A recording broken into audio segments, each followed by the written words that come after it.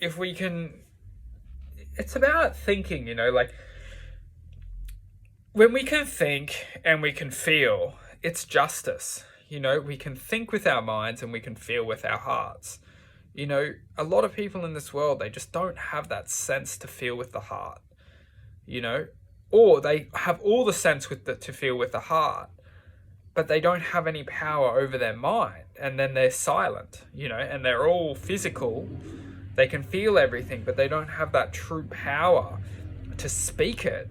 This is actually the opposite, and it's existing within reality, is that people have all the power in the heart, but they don't have that power in the mind to be able to speak it. It's the opposing, truth. And I think it's not what we can. It's the truth is to have that balance within the two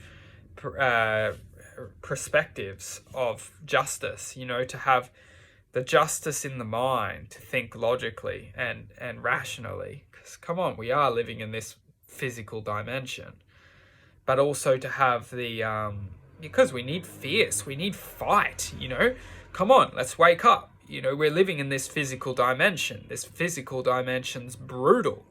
And if you don't have any fight to it, if you don't have any power, some fierceness, you'll get eaten alive, But at the same time, if you don't have the love to be able to resonate with truth, justice, and loyalty, and these true, deep love, divinity constructs within the heart's resignation. The heart is the sense of the reflection of divine love. It's like the heart is essentially a code which we can code within divinity itself. So if we can't resonate with these kind of codes within our hearts, then essentially we're just left here in this world, physically. I mean, mentally, just left here. And it's like people thrive on this, and they go, "Oh, I'm going to become the most successful person ever." It's like, okay, good luck. Have fun. For the people who are in this reality and actually want to expand out of it, then the essence of the connection with the heart is everything. Yet, if we are only left with our heart, then we can't actually physically do anything within this reality, because we don't have that fight to actually speak it. There needs to be that essence of balance. And it's easy for me to say this, but there is a sense of truth to it. The people who have all that sense of connection and don't have that expression, I mean, you don't need all of it, and you don't need it. Some people thrive on having a little bit of, courage to speak and fight to speak, but they don't need all of it.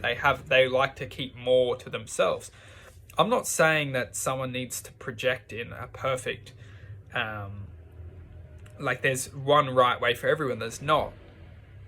Everyone needs to just find what works good for them. In my perspective, we're always adapting. And so depending on what moment in our life we're resonating within, depends on how much fight we need. If we're going to an environment potentially where we need more fight, then we can increase that flame. But sometimes we're going into an environment where we need more calm. We don't want too much flame. We want to be more zen, chill, and calm. Like coffee is actually a really big influencer. And fasting. Coffee and fasting is massive. It can actually completely increase the flame and reduce the flame. Just with coffee and fasting, very little fun facts.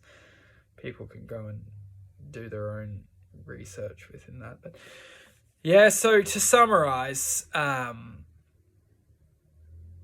yeah, that's about it.